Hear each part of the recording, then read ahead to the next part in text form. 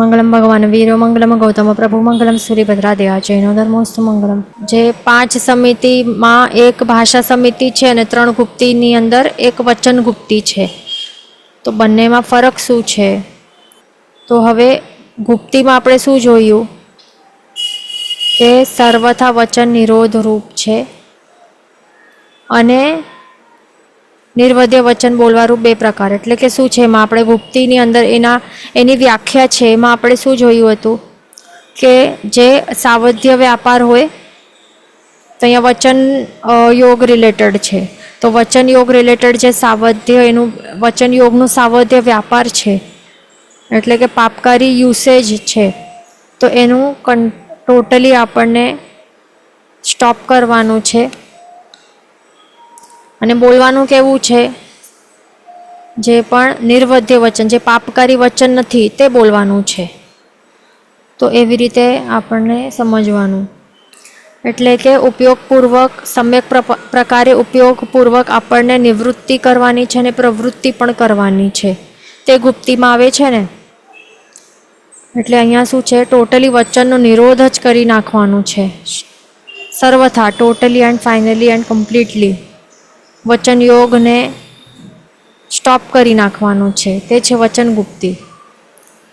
અને બોલવાનું શું? વ્યાપાર શેનું કરવાનું, શેમાં પ્રવૃત્ત થવાનું છે તે છે નિર્વધ્ય. જે પાપકારી વચન નથી તે બોલવાનું છે. એવી રીતે 2 પ્રકારે હોય છે વચન ગુપ્તી. પણ ભાષા સમિતિમાં શું છે, એક જ ટાઈપ હોય.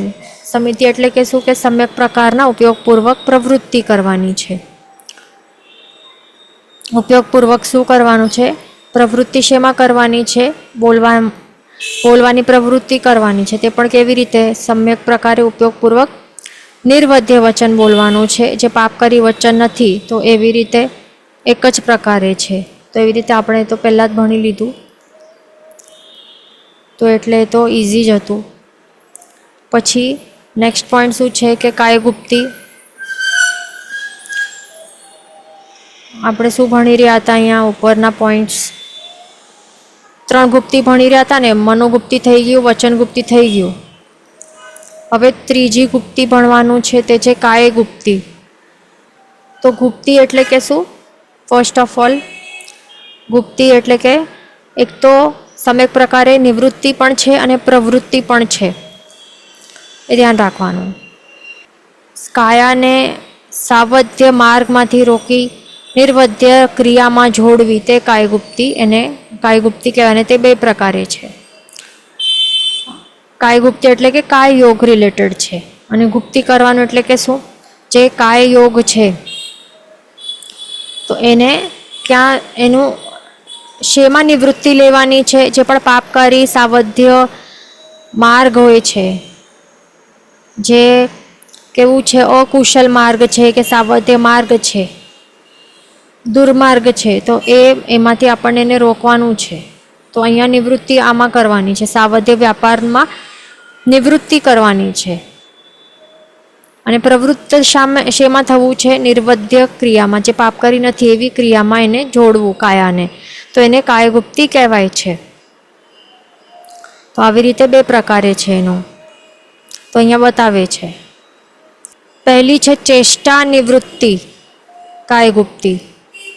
તો ચેષ્ટા નિવૃત્તિ કાયગુપ્તી આ પહેલું પ્રકાર છે એનું. તો એનું મતલબ શું થાય છે કે કાયાને ચલાયમાન ન કરવી તથા કેવલી ભગવંતે કરેલો કાય યોગનો નિરોધ ને ચેષ્ટા નિવૃત્તિ કાયગુપ્તી કહેવાય છે. એટલે કે એમાં શું છે? ફર્સ્ટ છે કે કાયા છે એને ચલાયમાન નહીં કરવાનું. એટલે કે જેમ આપણે કૌશગમાં ઊભા રહેતા હોઈએ તો ત્યારે આપણે શું ચલાયમાન નહીં થતા હોઈએ ને. કાયાને આપણે એકદમ સ્ટીલ, આપણે કાયા જે છે એને ઓસીરાવી નાખતા હોઈએ છીએ. એકદમ હાથ પગ હલાવવા નહીં, મોઢું નહીં હલાવવાનું, આંખોથી અહીંયા ત્યાં જોવાનું નહીં. એવી રીતે આપણે ચલાયમાન નહીં કરીએ ને કૌશગમાં, તો એને કહેવાય છે ચેષ્ટા નિવૃત્તિ કાયગુપ્તી. પ્લસ બીજું શું છે? કેવલી ભગવંતોનું પણ બતાવે છે કે કેવલી ભગવંતો શું કરતા હોય છે. કેવલી ભગવંતો કયા ગુણ સ્થાનકે હોય છે? 13મા ગુણ સ્થાનકે. કેવલીપણું મળતું હોય ને તો કેવલી ભગવંતો 13મા ગુણ સ્થાનકે રહેલા કેવલી ભગવંતો શું કરતા હોય છે? એ 14મા ગુણ સ્થાનકમાં જતા હોય છે અને ત્યારે શું બને? અયોગી કેવલી બને છે ને. તો ત્યારે અયોગી બનવા માટે શું કરતા હોય છે? કાય યોગનો નિરોધ કરતા હોય છે. એટલે બધા જે યોગ છે એનો નિરોધ કરતા હોય છે. તો ત્યારે એમને અયોગીપણું મળે છે. 14મા ગુણ સ્થાનકે એ ચડી જાય છે. તો તે કાયોગના નિરોધ જે છે એટલે કે કમ્પ્લીટલી જે કાયોગ છે એનું યોગ એ કાયોગનું જ નષ્ટ કરી નાખે, એનું નાશ કરી નાખે છે. કાયોગને એનું નિરોધ એટલે કે રોકી નાખે છે. તો એને કહેવાય છે ચેષ્ટા નિવૃત્તિ કાયગુપ્તિ. બીજું આગળ શું કહે છે કે આ પહેલા ટાઈપનું આપણે જોયું, આ ફર્સ્ટ ટાઈપનું કાયગુપ્તિ 2 પ્રકારે છે ને, તો આ પહેલા પ્રકારનું છે કે ચેષ્ટા નિવૃત્તિ કાયગુપ્તિ. હવે બીજું પ્રકારનું શું છે તે આપણે સમજી લઈએ. યથાસૂત્ર ચેષ્ટા નિયમિની કાયગુપ્તિ, આ બીજું પ્રકાર છે કાયગુપ્તિનું.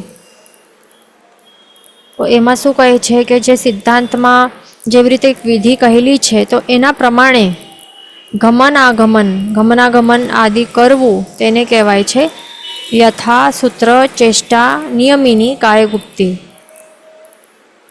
એટલે અહીંયા શું બતાવે છે? જે પણ સિદ્ધાંતમાં એટલે કે શાસ્ત્રોમાં જે પણ પ્રભુએ જેવી રીતે બતાડ્યું છે, જૈણાપૂર્વક કે જેવી વિધિ બતાડી છે, ગમન આગમન જવાનું અને આવવાની ક્રિયા માટે જેવી રીતે ઉપયોગપૂર્વક સમ્યક પ્રકારે જેવી રીતે બતાવે છે, તો એવી રીતે ગમન આગમન આદિ એક્સેટ્રા એટલે બધું આવી જાય. ગમન એટલે આવવું જવું, ચાલવું, બેસવું, ઉઠવું, જે પણ ક્રિયા, જે પણ કાયા રિલેટેડ, કાય યોગ રિલેટેડ જે પણ પ્રવૃત્તિ છે તો અહીંયા આદિમાં આવી સમજી લેવાનું, ખાલી આવવા જવાનું નથી, બધું જ આવી જાય છે. તો એને કહેવાય છે યથાસૂત્ર ચેષ્ટા નિયમિની કાયગુપ્તિ. તો એવી રીતે આપણે શું જોયું કે જે કાયગુપ્તિ છે એના જે 2 પ્રકાર છે.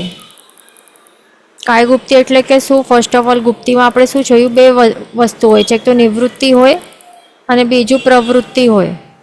તો અહીંયા જે પહેલું ટાઈપનું છે, પહેલી ટાઈપની કાયગુપ્તિ ચેષ્ટા નિવૃત્તિ કાયગુપ્તિ, એમાં શું બતાવે છે? એમાં નિવૃત્તિનું બતાવે છે ને, એમાં નિવૃત્તિ આવે છે.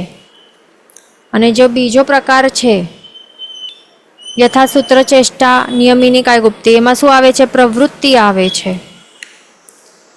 અહીંયા પ્રવૃત્તિ છે અને પહેલામાં નિવૃત્તિ છે.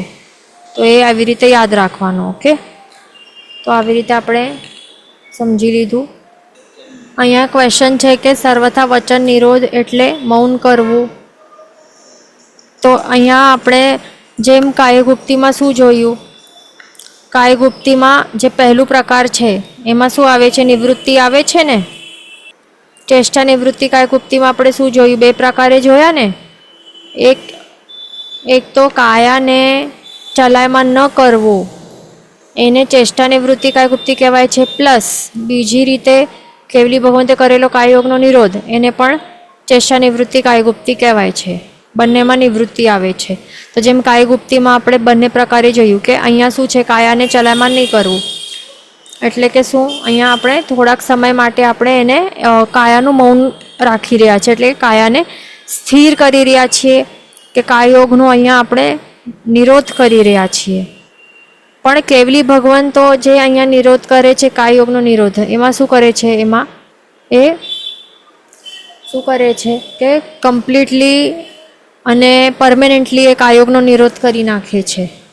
તો બંને પ્રકારે એને એ કાયગુપ્તિ ચેષ્ટા નિવૃત્તિ કાયગુપ્તિમાં જ આવે છે. તો એવી જ રીતે જે અહીંયા શું આવે છે કા વચનગુપ્તિમાં સર્વથા વચન નિરોધ રૂપ જે અહીંયા બતાવે છે, તો એમાં શું હોય છે? તો એમાં સર્વથા વચન નિરોધ રૂપ એટલે કે શું? ટોટલી ફાઇનલ કમ્પ્લીટલી જે આ કેવલી ભગવંતો કરતા હોય છે, શું કરતા હોય છે?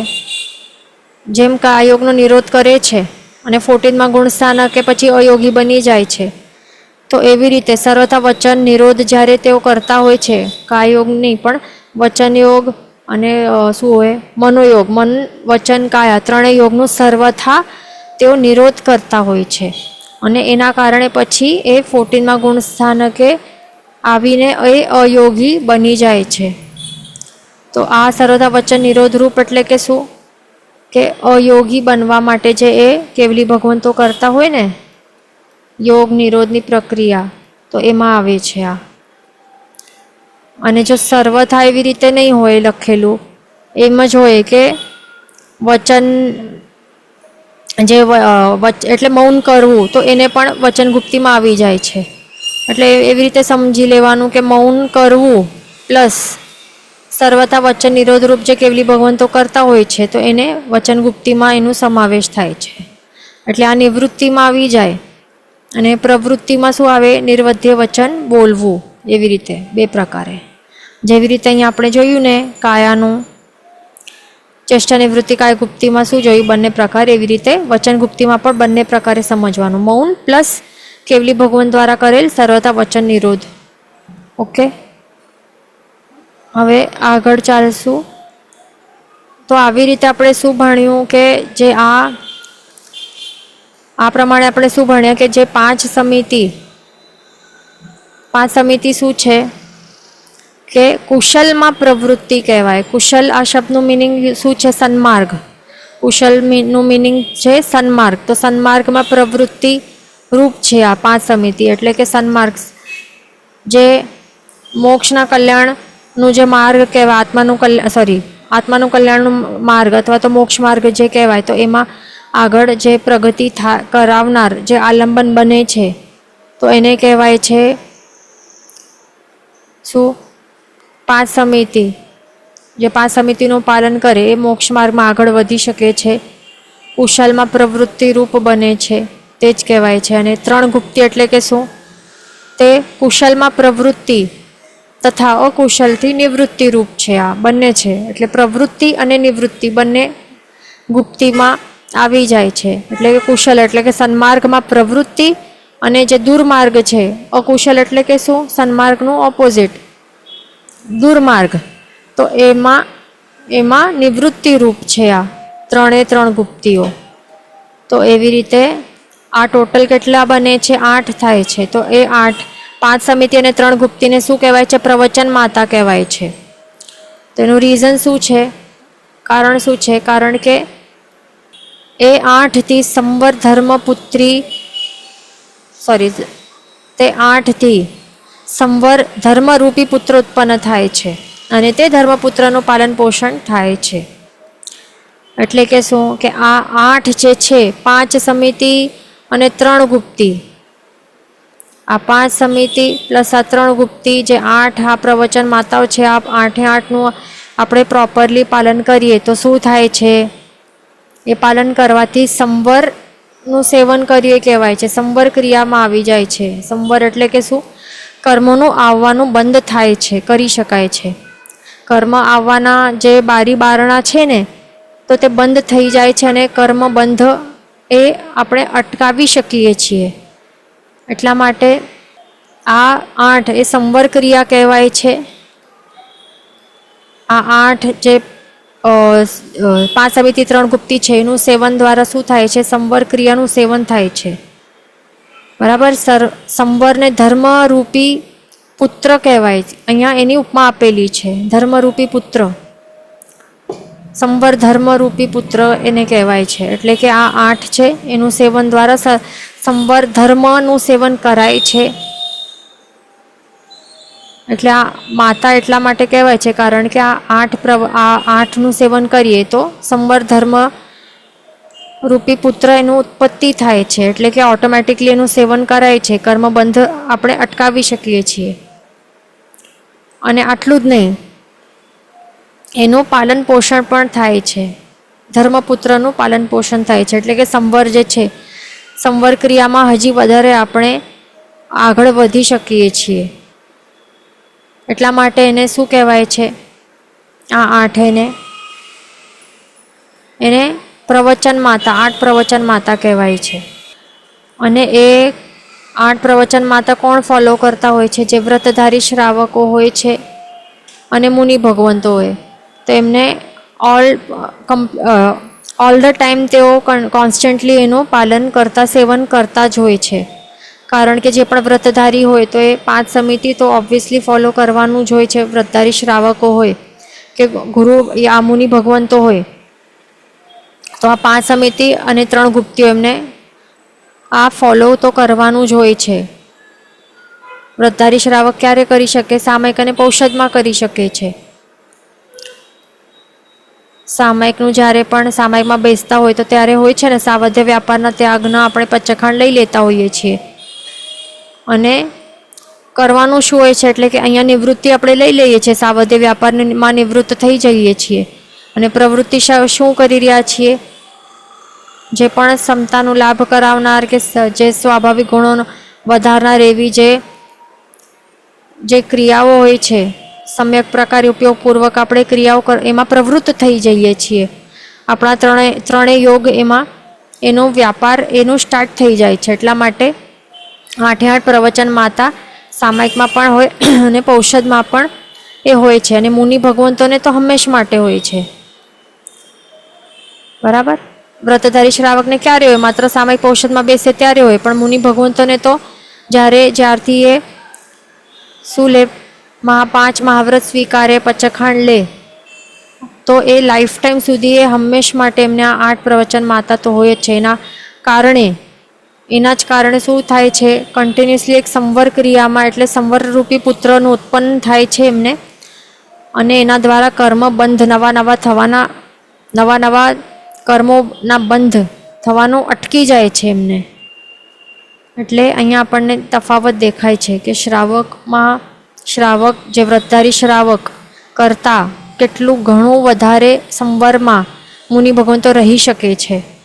અહીંયા ક્વેશ્ચન છે કે નિર્વધ્ય means where there is no જીવ હિંસા. નિર્વધ્ય એટલે કે જે પાપકારી નથી, તે એમાં માત્ર હિંસા નહીં આવી જાય. એટલે ફિઝિકલી હિંસા એ જ નહીં સમજવાની, જીવોની ફિઝિકલી હિંસા નહીં, પણ નિર્વધ્ય વચન એટલે કે કોઈનું મનનું દુખી જાય, હર્ટ થઈ જાય એવા ટાઈપના પણ વચનો, એ પણ નિર્વધ્ય વચન જ આવી જાય. એવા ટાઈપના જે મનના વિચાર છે જે હિંસક હોય કે એવા હોય, દુર્વિચાર કાંઈ પણ, તો એ બધા કેવા હોય? એ બધા સાવધ્યો કહેવાય છે. તો જે એવા પાપકારી વચનો કે મન વચન કાયાના જે પણ થોટ્સ હોય છે કે ક્રિયા હોય છે કે વચનો હોય છે જે પાપકારી નહીં હોય તો એ બધા નિર્વધ્ય કહેવાય છે. હા, એટલે દ્રવ્ય અને ભાવ હિંસા બંને આવી જાય છે કે જે દ્રવ્યથી અને કે ભાવથી. દ્રવ્યથી એટલે કે ફિઝિકલી આપણે કરીએ તો તે દ્રવ્યથી, અને ભાવથી એટલે જે મનના વિચારો દ્વારા આપણે કરીએ તે ભાવથી. તો એ બધું એ અટકાવવાનું હોય છે આપણને. ત્રણેય યોગ જે પણ છે એનો વ્યાપાર કેવી રીતે કરવાનો? સમ્યક પ્રકારે અને ઉપયોગપૂર્વક કરવાનું. હવે આવી રીતે અહીંયા શું થાય છે? 5 સમિતિ અને 3 ગુપ્તી. અહીંયા આ ટોપિક થઈ ગયું. હવે આગળ નેક્સ્ટ છે 22 પરિશોનો ટોપિક આવશે અહીંયા. તો એની આપણને ગાથા સ્વીકારવાની છે. ગાથા નંબર 27 બધાને સાથે ગ્રહણ કરવાનું છે. ખૂહા પીવાસા સી ઉણહમ તંસા ચેલાર ઇથિયો ચરિયા નિસીહિયા સિજ્જા અક્કોસ વહ જાયણા. પાછો એક વખત. ખૂહા પીવાસા સી ઉણહમ દંસા ચેલાર ઇથિયો ચરિયા નિસીહિયા સિજ્જા અક્કોસ વહ જાયણા. એનો શબ્દાર્થ ભાવાર્થ સમજવાનું છે. ખૂહા એટલે કે ક્ષુધા પરિશહ, પીવાસા એટલે કે પીપાસા એટલે કે તૃષા પરિશહ, સી એટલે કે શીત પરિશહ, ઉણહમ એટલે કે ઉષ્ણ પરિશહ, દંશ એટલે કે દંશ પરિશહ, અચેલક પરિશહ, અરઈ એટલે કે અરતિ પરિશહ, થિયો સ્ત્રી પરિશહ, ચર્યા પરિશહ, નિસીહિયા નૈષેધિકી પરિશહ સ્થાન પરિશહ. સિજ્જા શય્યા પરિશઃ, અક્કોસ આક્રોશ પરિશઃ, વહ વધ પરિશઃ, જાયણા યાચના પરિશઃ. બધા પરિશઃના નામ આપણે આ ગાથા કેટલા બધા પરિશઃના નામ આવી જાય છે. ગાથાર્થમાં શું છે? ક્ષુધા પરિશઃ, પિપાસા, શીત ઉષ્ણ પરિશઃ, દંશ પરિશઃ, ચૈલક અરતિ, સ્ત્રી, ચર્યા, નૈષિધિકી એટલે કે સ્થાન, પછી શય્યા, આક્રોશવદ અને યાચના પરિશઃ. તો આટલા બધા પરિશઃ આપણને સમજવાના છે વિશેષાર્થ દ્વારા. પહેલું છે પરિશઃ. આ શબ્દનું મિનિંગ શું છે તે સમજવાનું છે. પહેલાં તો પરી એટલે કે શું? સમસ્ત પ્રકારે. આ પરી આ શબ્દ ઘણી વખત આવ્યું છે. પરી શબ્દનું મિનિંગ પરિગ્રહમાં પણ આપણે સમજ્યું છે, અને હજી એક આપણે 25 ક્રિયામાંથી પણ એક પરી કરીને ક્યાંક આ શબ્દ આવ્યું હતું. તો એમાં આપણે ઘણી વખત આ પરી જે છે આ શબ્દ તો એનું આપણે મિનિંગ ભણ્યું હતું. પરી એટલે કે શું? ચારે તરફથી. પરી એટલે કે શું? સમસ્ત પ્રકારે. સમસ્ત પ્રકારે એટલે કે ચારે તરફથી, એટલે કે ટોટલી. શેને? કષ્ટને, તકલીફો, જે પણ ઉપસર્ગ કે તકલીફો જે પણ છે, અનકમ્ફર્ટ, ડિસ્કમ્ફર્ટ જે પણ છે બધું તે. અને સહ એટલે કે સહન કરવું, એટલે ટોલરેટ કરવું. તો પરિસહ ને શું કહેવાય છે? સમસ્ત પ્રકારે કષ્ટને સહન કરવું, પણ ધર્મ માર્ગનો ત્યાગ ન કરવો, તેને પરિશઃ કહેવાય છે. એ આખો ડેફિનેશન છે.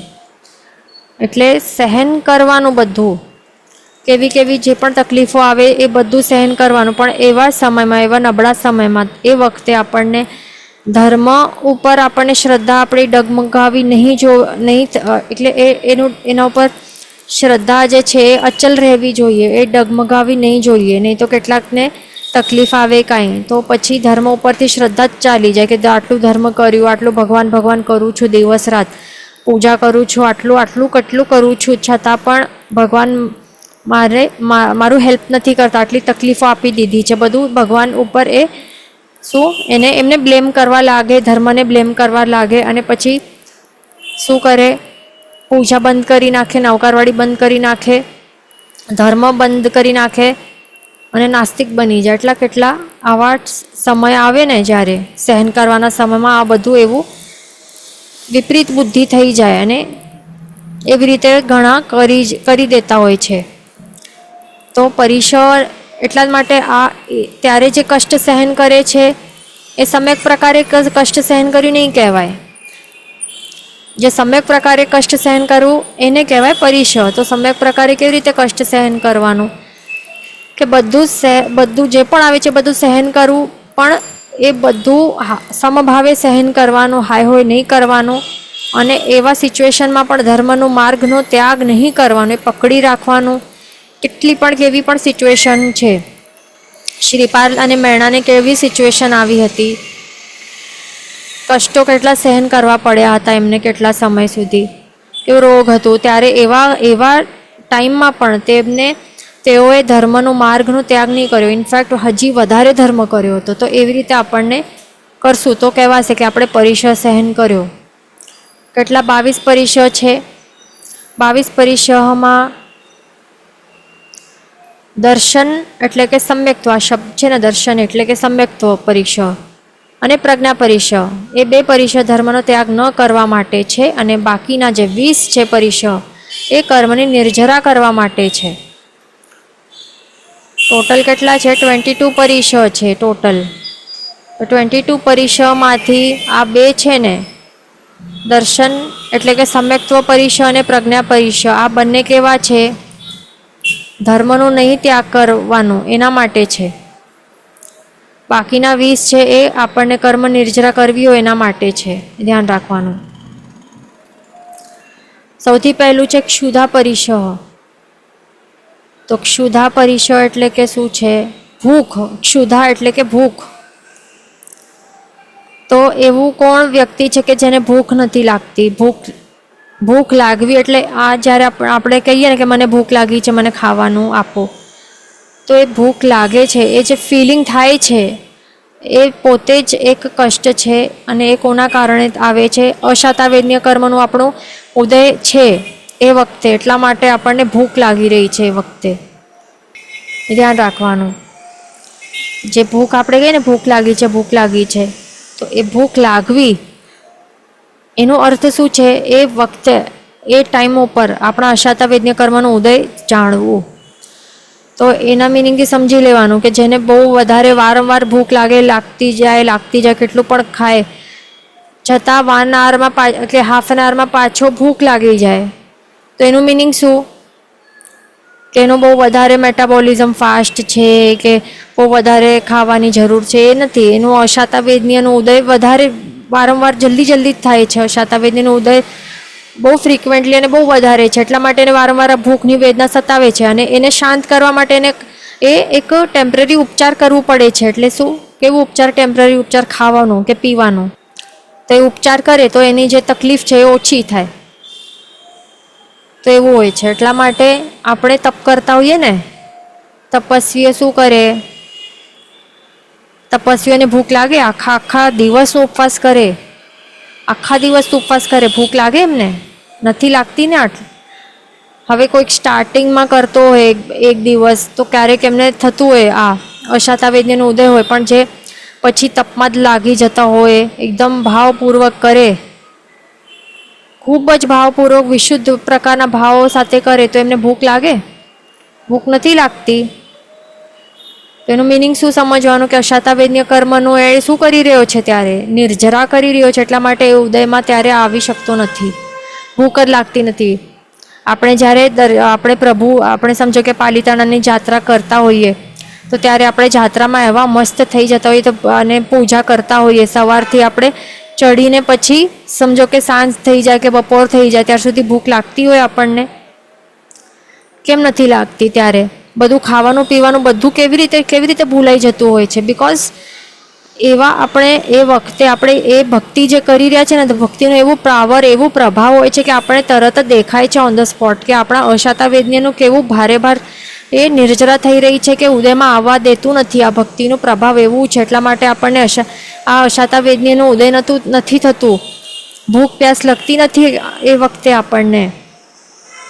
તો એવું પ્રભાવ છે, તરત જ દેખાય છે આપણને, પણ આપણને દેખાતું નથી, આપણે એને કન્સિડર કરતા નથી. એવું હોય છે. આપણને એવું લાગતું હશે કે આ ભૂખ લાગે, પ્યાસ લાગે તો શું કરવાનું? ત્યારે તરત જ એ શાંત કરવા માટે, ભૂખ કે પ્યાસનું તકલીફ થાય શાંત કરવા માટે ખાઈ પી લેવું. પણ આપણે એ વખતે જો કંટ્રોલ કરશું ને, જેટલું કંટ્રોલ કરશું એટલું વધારે અશાતાવેદન્યનું શું થશે? આપણે સહન કરશું ને ત્યારે તો એ નિર્જરા થતી જશે. એવું હોય છે. અને જેટલું વધારે આપણે ખાતા પીતા રહેશું ને, વધારે એટલી વધારે પછી ભૂખ લાગતી રહેશે, વધારે અશાતાવેદન્યનું વધારે ફ્રિકવન્ટલી એનું ઉદય આવતું જશે. એક ક્યારેક ટ્રાય કરી જોશો તો ખ્યાલ આવશે. ટ્રાય કરશું ને આ પોતે તો ખ્યાલ આવશે. જે તપસ્વીઓ હોય એમને તો ખ્યાલ જ હશે, તપસ્વી જીવ જે પણ હશે, તપસ્વી આત્માઓ, તો એમને એ ખ્યાલ હશે કે જેટલું વધારે જ તપ કરે તો એમને આ ઉદય આવતો નથી એનો. પણ જે વિધાઉટ તપ રહે એમને વારંવાર ભૂખ લાગ્યા કરે, રાત્રે પણ ભૂખ લાગે, ક્યારે પણ ભૂખ લાગે, પ્યાસ લાગે, એવું છે. એટલા જ માટે આપણને તપ કરવા જોઈએ. તો આ શું છે? ક્ષુધા પરિષદ છે.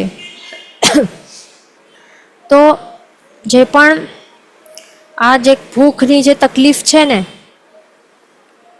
તો એ અશાતાવેદન્યથી સર્વ અશાતાવેદન્ય, એટલે અશાતાવેદન્ય કર્મ એનો જે પણ વિપાક બતાડે ને અલગ અલગ પ્રકારે, તો એમાંથી સૌથી વધારે પ્રકારે જો એ અશાતાવેદન્ય કર્મના વિપાકોમાંથી બહુ વધારે ફ્રિકવન્ટલી જે વધારે એ અશાતા આપે ને, એટલે કે તકલીફ આપે ને, એટલે ફળ આપે ને, તો એ કયો એ વિપાક આપે છે? ભૂખનું કે ક્ષુધાનું?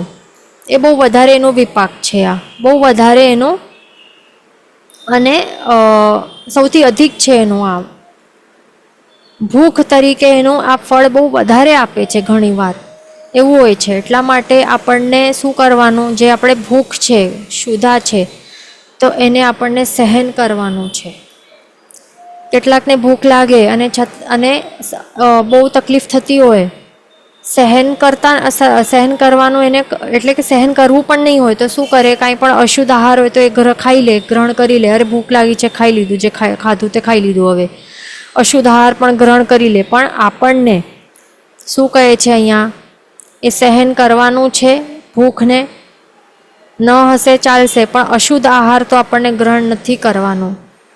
અશુદ્ધ આહાર, અભક્ષ્ય કે કંઈ પણ હોય એવું અભક્ષ્ય, જે 22 અભક્ષ્ય બધા છે, બધા એમાંથી કાંઈ પણ એનો આહાર આપણને ગ્રહણ ન કરવું જોઈએ. અને હાય હોય પણ નહીં કરવાનું. હાય હોય નહીં કરવાનું કે હોય ભૂખ લાગી છે રડવાનું, કે એમાં જ પછી પેટ પકડીને બેસી જવાનું. ખાવાનું નહીં મળે ત્યાર સુધી કેવું ચીડચીડિયો સ્વભાવ થઈ જાય, ગુસ્સો આવે કે રડવાનું કરે. બાળકો શું કરે, બાળકો રડે ને, પણ આપણે મેચ્યોર થઈ જઈએ તો આપણને શું કરવાનું, મેન્ટલી સ્ટ્રોંગ બનવાનું, આ બધું કંટ્રોલ કરવાનો અભ્યાસ આપણને પ્રેક્ટિસ કરતા રહેવાનું. તો આપણે કહેવાશે કે ક્ષુધા પરિસરનો આપણે વિજય કર્યો એ કહેવાશે. પછી છે પીપાસા પરિસહ. પીપાસા શબ્દ એટલે કે શું, તરસ લાગે ને, તૃષા લાગે ને તે. પીપાસા એટલે કે તરસ લાગે કે તૃષા. અને પીપાસા પરિસહ એટલે કે શું, કે પ્યાસ લાગે ને આપણને તો પણ સમ્યક પ્રકારે સહન કરવાનું, પણ સચિત જળ અથવા મિશ્ર જળ પીવું નહીં. એટલે કે પ્યાસ પણ આ આપણને શા માટે લાગે છે, શેનું વિપાક છે, કયા કર્મનું ફળ છે, આ એ પણ અશાતાવેદનીય કર્મનું જ ફળ છે, આ એનું જ વિપાક છે. અશાતાવેદની અલગ અલગ રૂપમાં એ અલગ અલગ ટાઈપના ફળ આપતો, અશાતા આપણને ઉત્પન્ન કરાવે, આપણને એવું ફળ આપતો હોય છે. તો એક ભૂખ રૂપે એ આપે છે ફળ, બીજું પ્યાસ લાગે છે તો એ પણ આ અશાતાવેદનીય કર્મનું ઉદય જાણવું, કે ઉદય થયું છે એટલા માટે તરસ લાગે છે. તો એ વખતે પણ આપણને શું કરવાનું, કે આપણને એ પ્યાસ લાગે તો ત્યારે સમજો કે અચિત જળ નહીં હોય પીવાનું, તો શું કરવાનું, સહન કરવાનું, પણ એ પીવાનું નહીં, સચિત જળ નહીં પીવાનું. અને મિશ્ર જળ પણ પીવાનું નહીં, મિક્સિંગ વાળું હોય ને એ પણ નહીં પીવાનું. તો કહેવાશે કે આપણે જે પીપાસા પરિસહ છે એ આપણે સહન કર્યું કહેવાશે. અને જે પાણી છે એ કેવા ટાઈપનું પીવાનું, સંપૂર્ણ 3 ઉકાળાવાળું ઉષ્ણ જળ આદિ, અને તે પણ સિદ્ધાંતમાં કહેલી વિધિ પ્રમાણે નિર્દોષ પ્રાપ્ત થયું હોય તો જ પીવું, તે તૃષા પરિસહ. તો પાણી જે છે એ ફર્સ્ટ ઓફ ઓલ બીજા કોઈ ગરમ કરતા હોય પોતાના માટે, જે ગૃહસ્થ હોય એ શું કરે, ગરમ કરી રાખે. એ પણ કેવી રીતે ગરમ કરે, સિદ્ધાંતમાં શું કહે છે કે 3 ઉકાળાવાળું હોવું જોઈએ. ટોટલી એ બોઇલ થવું જોઈએ, આખું પાણી એ પ્રોપરલી બોઇલ થતું હોય, 5-10 મિનિટ 10 મિનિટ પ્રોપરલી બોઇલ થતું હોય, 3 વાર ઉકાળા આવે, નીચેથી ઉપર સુધી આખા 3 વખત એ ઉકાળો આવે. મિનિમમ આટલું 3 વખત, એનાથી વધારે તો ચાલે, પણ મિનિમમ 3 વખત એ ઉકાળાવાળું હોવું જોઈએ. એવા ટાઈપનું જે પાણી છે એ એવું જ વાપરવું, એ ધ્યાન રાખવાનું. અને એમાં પણ એ કેવી રીતે પ્રાપ્ત થયેલું હોય, નિર્દોષ રીતે, એટલે કે શ્રાવકો પોતાના ઘરમાં પોતાના વપરાશ માટે એવી રીતે એ ઉકાળેલો પાણી બનાવતા હોય, અને પછી ગુરુ ભગવંતો આવીને પછી ત્યાં જઈને વહોરાવે. જે શ્રાવકો માટે, પોતાના માટે, એટલે શ્રાવકો માટે જ બનાવેલું છે, એમના ઘરે જઈને એ વહોરાવે, તો એને કહેવાય કે આ નિર્દોષ રીતે પ્રાપ્ત થયું છે.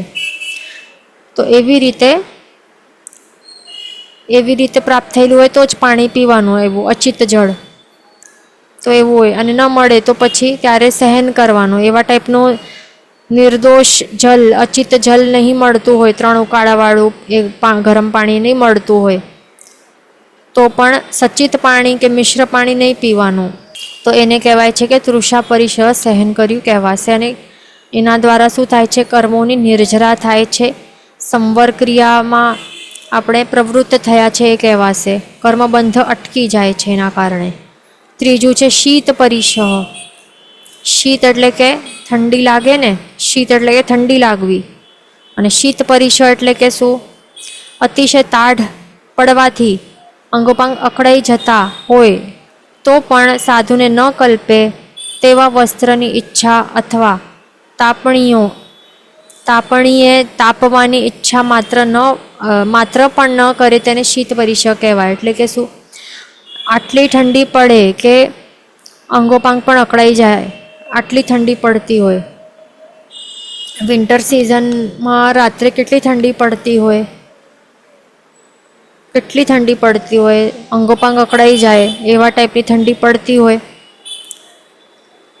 આટલી ઠંડીમાં પણ જે સાધુ ભગવંતોને નહીં ચાલે એવા ટાઈપના કોઈ વસ્ત્ર હોય ને, જેમ કે આપણે શું પહેરતા હોઈએ, સ્વેટર્સ ને શોલ્સ આપણે એવા ટાઈપના પહેરતા હોઈએ ને, પણ સાધુ ભગવંતો એ બધું એમને નહીં ચાલે એવા ટાઈપના આપણે જે વાપરી તેવા. તો એમને એવા ટાઈપની જે એમને નહીં કલ્પે એવા ટાઈપના વસ્ત્રોની ઈચ્છા પણ એમને નહીં કરવી જોઈએ. કે આટલી ઠંડી પડે છે તો આટલા કષ્ટમાં પણ મનથી પણ એવી ઈચ્છા નહીં કરવી જોઈએ એમને. મનથી પણ ઈચ્છા જો એ નહીં કરે કે એવા ટાઈપનું કંઈ સ્વેટર પહેરી લેવું, એવું જેમને નહીં કલ્પે એવા ટાઈપનું એ ઈચ્છા પણ એમને ઈચ્છા એ નહીં કરે. અથવા તો જે એવા હોય ને, આગ લગાડીને બેસતા હોય ને, લાકડીઓને આવી રીતે સળગાવીને બેસતા હોય ને તાપણીઓ, તો એમાં પણ તાપવાની ઈચ્છા પણ એમને જો એ નહીં કરે તો એને કહેવાશે કે શીત પરિસહ એમને સહન કર્યું છે. એટલે કે ઓલરેડી તેઓ કાયા દ્વારા તો એમને સહન તો કરવું જ પડે છે, પણ જો એ કેવી રીતે સહન કરવાનું છે એ રીત બતાવે છે કે હાય હોય એમને નહીં કરવાનું. મનથી કેવા ભાવો હોવા જોઈએ, મનથી એવી ઈચ્છા પણ નહીં હોવી જોઈએ કે અરે મને આવી તાપણી મળી જાય, કાંઈ શેક લેવા થોડી વાર માટે તો સારું થઈ જાય, મને શાતા મળી જાય, અથવા તો એવા ટાઈપનું કોઈ વસ્ત્ર મને મળી જાય, તો એવી ઈચ્છા ઓબ્વિયસલી એ તો લેશે નહીં, ના કરશે, પણ મનથી પણ એવી ઈચ્છા નથી કરવાની. એ છે ફિઝિકલી તો ઓબ્વિયસલી એ નહીં જ કરે, પણ મનથી પણ એવા ટાઈપની ઈચ્છા જો એ નહીં કરે તો એ કહેવાશે કે શીત પરિસહ એમણે સહન કર્યું. સમ્યક પ્રકારે હાય હોય વિના એ સહન કરે છે એ કહેવાશે. તો એ અહીંયા માત્ર સાધુઓ માટે જ નહીં સમજવાનું, આપણા માટે પણ એ લાગુ પડે છે. આપણે પણ આ શીત પરિસહ, આ બધું ક્ષુધા પીપાસા શીત પરિસહ બધું આપણે પણ સહન કરી શકીએ છીએ જો આપણને સંવર ક્રિયામાં પ્રવૃત્ત થવાનું હોય તો આપણા માટે પણ છે આ. પછી ચોથું છે ઉષ્ણ પરિસહ. ઉષ્ણ એટલે કે શું? ગરમી. તો ઉષ્ણ પરિસહ એટલે ઉનાળાની ઋતુમાં તપેલી શિલા અથવા રેતી ઉપર ચાલતા હોય અથવા તાપ સખ્ત પડતો હોય તે વખતે મરણાંત કષ્ટ આવે પણ છત્રની છાયા અથવા વસ્ત્રની છાયા અથવા વિંજણાનો વાયુ કે સ્નાન વિલેપન આદિકની ઈચ્છા માત્ર પણ ન કરે તે ઉષ્ણ પરિસહ કહેવાય છે. એટલે સમર સિઝનમાં હમણાં અહીંયા 40 ડિગ્રી ક્રોસ થઈ ગયું હતું ને, 40 ડિગ્રી ટચ કર્યું હતું અહીંયા મુંબઈમાં. તો કેટલી ગરમી હતી, કેટલું બહાર તપતું હતું, ભયંકર એવું તાપ પડતું હતું ને બહાર. તો આવા સિઝનમાં પણ એવી શીલા કે રોડ એવા એકદમ ગરમ રોડ્સ ઉપર ચાલતા હોય ને, અથવા તો ગરમ રેતી ઉપર પણ ચાલતા હોય, અથવા તો બહુ ઘણું એવું સનરેઝ બહુ ઘણા એકદમ ગરમ એવા પડતા હોય, સખ્ત તાપ પડતો હોય, તો એ વખતે પણ આપણને શું કરવાનું? મરણાંત કષ્ટ આવે એવું એકદમ તકલીફ થતી હોય તો એ વખતે પણ આપણને મનથી એવા ટાઈપની ઈચ્છા હાય હોય નહીં કરવાનું કે અરે મને આ મળી જાય, આ તે મળે, હાય હોય કે એવા ટાઈપની ઈચ્છાઓ આપણે જો નહીં કરીએ કે કોઈ મને અહીંયા સાઈડમાં શેડ મળી જાય, ક્યાંક ઝાડની નીચે ઊભો રહી જાઉં, કે છત્રી મળી જાય તો સારું, અથવા તો કોઈ આટલી ગરમી થઈ રહી છે તો એસી મળી જાય, એસીમાં બેસી જાઉં, થોડી એસીની ઠંડક હવા, ઠંડી ઠંડી હવા ખાવા મળે, એસી મળી જાય તો થોડું સારું થાય. અથવા તો આટલી ગરમી થાય છે, આટલા પસીના થાય છે, કોઈ ક્યાં જઈને વોટર પાર્કમાં કે પૂલમાં જઈને કે પાણી કે બાથરૂમમાં જઈને શાવર કરવા બેસી જાવ તો કેટલી સરસ હાશ મળશે, કેટલી શાંતિ મળશે, મજા આવી જશે. એવા ટાઈપની ઈચ્છા પણ નહીં કરે. તો એમને કહેવાશે કે એમણે ઉષ્ણ પરિસહ સહન કર્યું. એટલે કે આપણને આવા ટાઈપના પણ ટ્રાય કરવાનું કે પંખા પણ બંધ કરીને થોડીક વાર બેસવા માટે ટ્રાય કરવાનું આપણને આવી ગરમીમાં પણ. તો શું કહેવાશે કે જે આ ગરમીનું જે પરિસહ છે, જે તકલીફ થઈ રહી છે તે આપણે સહન કર્યું કહેવાશે. કેટલા બધા ગરીબ હોય, કેટલા બધા તિર્યંચો હોય કે એમને બહુ ગરમી થતી હોય, ઉષ્ણતા બહુ જ લાગતી હોય, શીત બહુ લાગતું હોય, છતાં પણ જબરદસ્તીથી સહન કરવું પડે છે ને. તો એમની કેવી થાય, નિર્જરા થાય, પણ એ કેવી થાય, અકામ નિર્જરા થાય, બહુ ઓછી નિર્જરા થાય, બહુ ઓછી નિર્જરા થાય. અને પુણ્યાશ્રવ જે છે એ પણ બહુ ઓછું થાય. પણ આપણે જો સકામ નિર્જરા કરીએ, આવી રીતે ઉષ્ણ પરિસહ જે સહન કરીએ આવી રીતે સમ્યક પ્રકારે, કે આપણને જબરદસ્તીથી સહન કરવાની કંઈ જરૂર નથી, છતાં પણ આપણે પોતે જ ઓપ્ટ કરીએ, આપણે પોતે જ સામે ચાલીને પંખા બંધ કરવાનો આપણી ચોઈસ આપણે ચૂઝ કરીએ કે પંખો અને એસી મને યુઝ નથી કરવાનું, મને સહન કરવાનું છે. એવી રીતે અને કંઈ પણ ઈચ્છા આપણે નહીં કરીએ કે ત્યાં સ્નાન કરી લેવું, કે વિલેપન કે પાવડરનું વિલેપન કરી નાખે, એવા ટાઈપનું, કે કોઈ પણ એવા કે બરફનું ઠંડુ પાણી કંઈક એવું શરબત પીવાનું મન, એવું બધું નહીં કરવાનું એ વખતે. તો કહેવાશે કે આપણે શું કરી સકામ નિર્જરા કરી રહ્યા છીએ, સામે ચાલીને આપણે ઉષ્ણ પરિસહ સહન કરી રહ્યા છીએ. એના કારણે ઘણા જ પ્રમાણમાં સકામ નિર્જરા એટલે કે શું, અત્યંત ઘણા જ બધા કર્મોનું જથ્થાનું આપણે નિર્જરા કરી શકીએ છીએ એવી રીતે. તો એવી રીતે આપણને ટ્રાય કરવાનું. પછી પાંચમું છે દંશ પરિસહ. વર્ષાકાળમાં ડાન્સ, મચ્છર, જૂ, માકડ ઇત્યાદિ ક્ષુદ્ર જંતુઓ ઘણા ઉત્પન્ન થાય છે. તે જંતુઓ બાણના પ્રહાર સરખા ડંખ મારે તો પણ ત્યાંથી ખસી અન્ય સ્થાને જવાની ઈચ્છા ન કરે. તેઓને ધૂમ્ર આદિ પ્રયોગથી બહાર કાઢે નહીં. તેમજ તે જીવો ઉપર દ્વેષ પણ ચિંતવે નહીં, પરંતુ પોતાની ધર્મની દૃઢતા ઉપજાવવામાં નિમિત્તભૂત માને તે દંશ પરિસહ જીત્યો કહેવાય છે. એટલે કે એમાં આપણને શું કરવાનું છે દંશ પરિસહમાં, કે આપણે જોયું હશે કે વર્ષાકાળમાં, અને આપણે અહીંયા તો દરેક કાળમાં હોય જ છે, મચ્છરો તો હોય જ છે, ખાલી વર્ષાકાળમાં હજી વધારે હોય.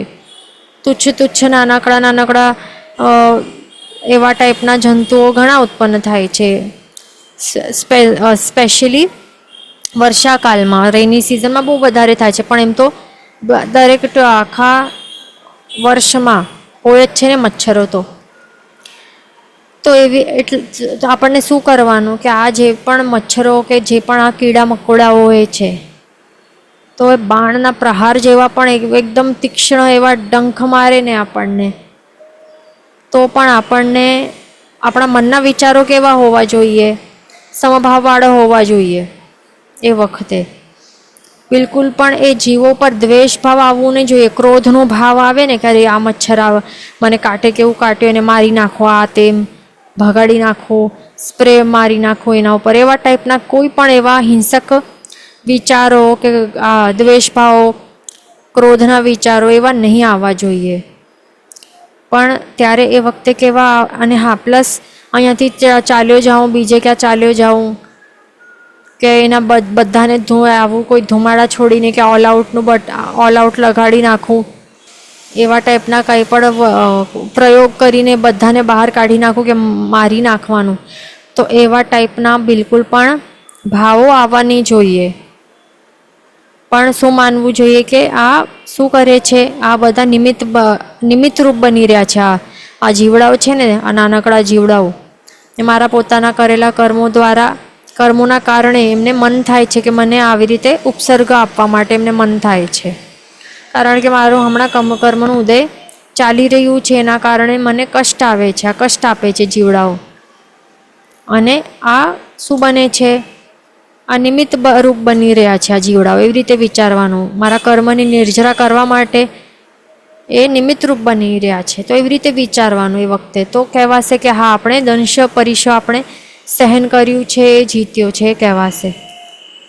એટલે માત્ર કૌશકમાં આપણે હોઈએ તો ત્યારે જે સહન નથી કરવાનું, એમ નોર્મલી પણ આપણને લાઈફમાં આ દંશ પરિશ સહન કરવા માટે આપણને પ્રયત્ન કરવાનું છે, ટ્રાય કરવાનું છે. પછી છઠ્ઠો છે અચેલ પરિશ. અચેલ એટલે કે અહીંયા શું છે, ધ્યાન રાખવાનું, મિનિંગ શું છે કે જે વસ્ત્ર સર્વથા ન મળે અથવા જીર્ણ પ્રાહ્ય મળે તો પણ દીનતા ન ચિંતવે, તેમજ ઉત્તમ બહુમૂલ્યવાન વસ્ત્ર ન ઈચ્છે પરંતુ અલ્પમૂલ્યવાળું જીર્ણ વસ્ત્ર ધારણ કરે, તેને કહેવાય છે અચેલ પરિશ. હવે અહીંયા સૌથી ઇમ્પોર્ટન્ટ વસ્તુ શું કહે છે કે અચેલા શબ્દ છે ને એનું મિનિંગ અહીંયા છે, બહુ ઇમ્પોર્ટન્ટ છે, ધ્યાન રાખવાનું. અચેલ શબ્દ છે એટલે વસ્ત્રોનો સર્વથા અભાવ અથવા જીર્ણ વસ્ત્ર, એમ બે અર્થ છે, એના બે મિનિંગ્સ છે, ખાસ ધ્યાન રાખવાનું. અચેલ પરિશ એટલે કે શું? ચેલ એટલે કે કપડાં, અચેલ એટલે કે વસ્ત્રનો સર્વથા અભાવ એટલે વસ્ત્ર જ નહીં, બિલકુલ વસ્ત્ર જ નહીં, એવી રીતે એક અર્થ છે. અને બીજો અર્થ છે જીર્ણ વસ્ત્ર. જીર્ણ વસ્ત્ર એટલે કે એ કેવા ન જેવા જ કહેવાય ને, એકદમ જીર્ણ હોય, બહુ મૂલ્યવાન નહીં હોય, તો એને અચેલ જેવું જ કહેવાય છે. હવે સમજો કે એનું આપણે એક્ઝામ્પલ આપીએ. હા, અહીંયા પહેલાં આગળ જોઈ લઈએ કે જીર્ણ વસ્ત્ર ધારણ કરવું તે પણ પરિગ્રહ છે એમ કહેનાર અસત્યવાદી છે, કારણ કે સંયમના નિર્વાહ પૂરતું જીર્ણ પ્રાહ્ય વસ્ત્ર મમત્વ રહિત ધારણ કરવાથી પરિગ્રહ ન કહેવાય, એમ શ્રી જિનેન્દ્ર વચનનું રહસ્ય છે. પ્રભુનું જે વચન છે, જીન વચનનું એક રહસ્ય એક બતાવે છે. અહીંયા શું બતાડે છે? શું બતાડે છે કે અચેલનું અર્થ આવી રીતે બે છે, કે એક તો બિલકુલ વસ્ત્ર નહીં, ટોટલી વસ્ત્ર સર્વથા ભાવ, અને બીજું અર્થ છે જીર્ણ વસ્ત્ર, એ પહેરવા. તો એવી રીતે બે મિનિંગ્સ છે. પણ હવે જે એનો આ બંને મિનિંગમાંથી જે પણ જીવો માત્ર આ મિનિંગ કાઢતા હોય કે આ જ રાઈટ છે અને આ મિનિંગ એ ખોટું છે, તો એ શું કહેવાય છે? એ બરાબર નથી. કારણ કે પ્રભુએ શું કહ્યું છે? એટલે કે મેન તો જે બીજા કેટલાય એ શું કહેતા હોય કે જે પણ જીર્ણ વસ્ત્ર જે ધારણ કરતા હોય ને, તો એ સાધુને નહીં ચાલે, કારણ કે વસ્ત્રને પણ પરિગ્રહ એ માનતા હોય છે. જીર્ણ વસ્ત્ર ધારણ કરવું એને પણ પરિગ્રહ કહે છે.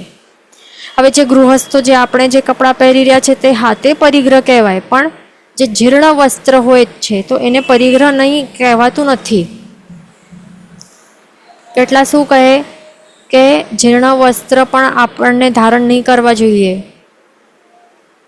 અચેલનું મિનિંગ શું કરતા હોય? માત્ર આ જ આપણું કેવું છે, અનેકાંતવાદ છે ને, આપણું સ્યાદવાદ ધર્મ છે અહીંયા.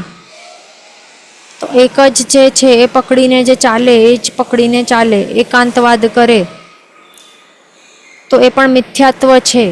આપણામાં ધ્યાન રાખવાનું.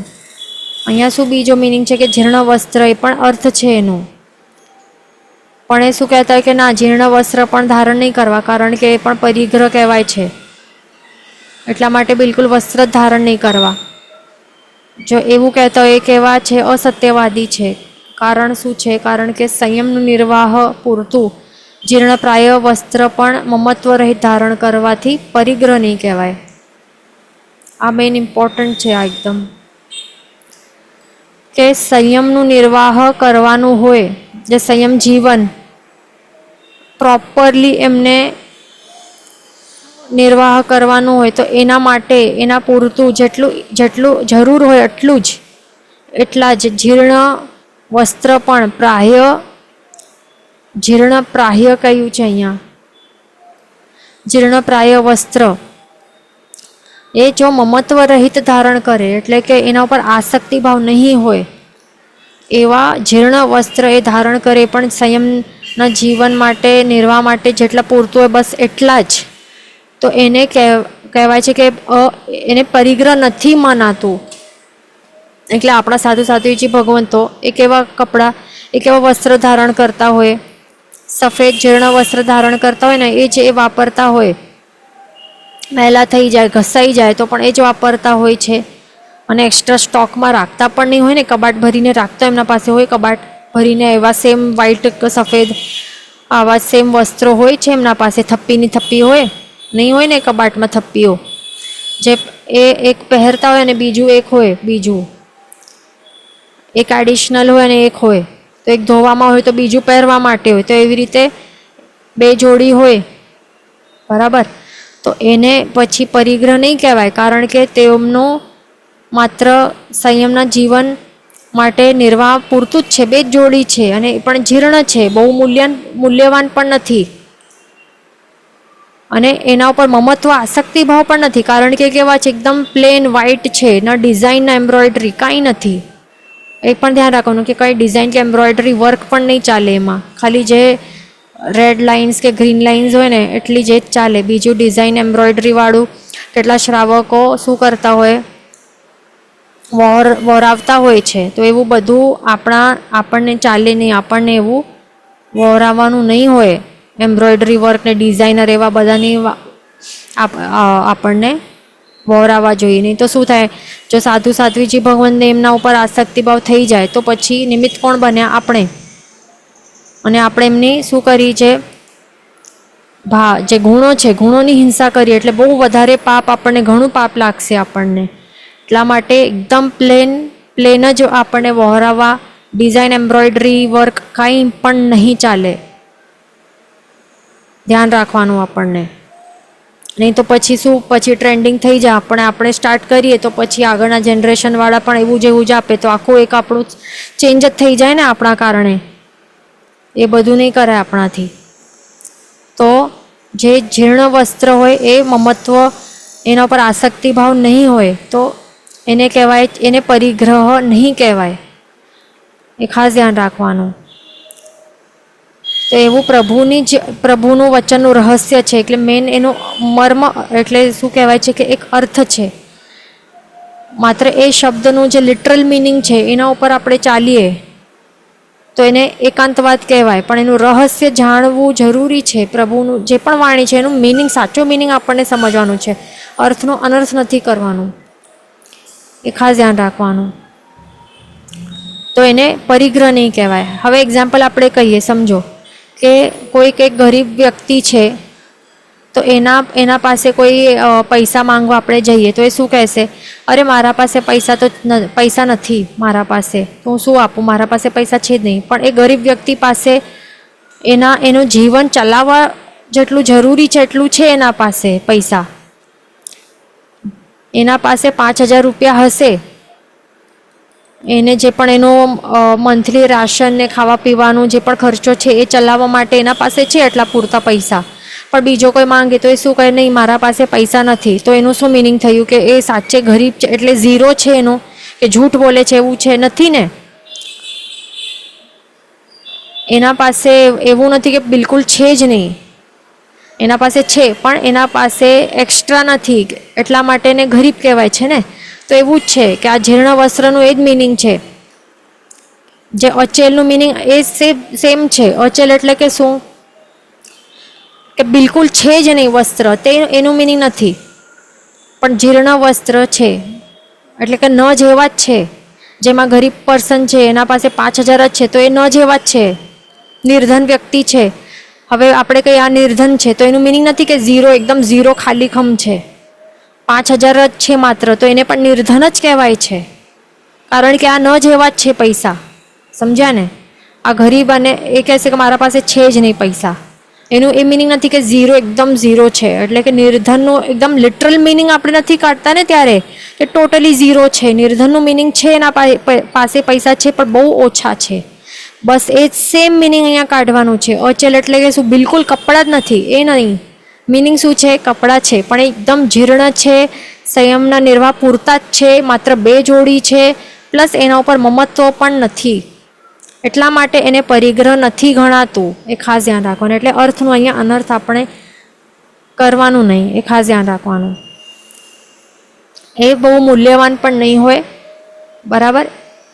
એટલે મેઇન અચલ પરિચય શું છે કે સર્વથા એ વસ્ત્ર નહીં મળે અથવા તો જીર્ણપ્રાય મળે તો પણ દીનતા નહીં ચિંતવે. એટલે કે અરે મારા પાસે એટલે દીનતા નહીં ચિંતવે એટલે કે લાચારીની અનુભૂતિ નહીં કરે, અરે હાય હોય નહીં કરે કે મારા પાસે તો કપડાં છે જ નહીં, મને આ નથી તે નથી. તો એવું ટાઈપનું પોતાને દુખિયારા ટાઈપનું એ લાચારીની અનુભૂતિ નહીં કરે. પ્લસ એ બહુ વધારે મને મૂલ્યવાન કપડાં મળી જાય એવા ટાઈપની ઈચ્છા પણ એ નહીં રાખે, પણ એ કેવું ધારણ કરે? એકદમ ઓછા જીર્ણ વસ્ત્ર, અલ્પ મૂલ્યવાળા એકદમ સસ્તા વસ્ત્ર ધારણ કરે તો એ કહેવાશે કે એ જીવે અચેલ પરિચય સહન કર્યું. તો એ આપણા માટે પણ છે, ખાસ ધ્યાન રાખવાનું.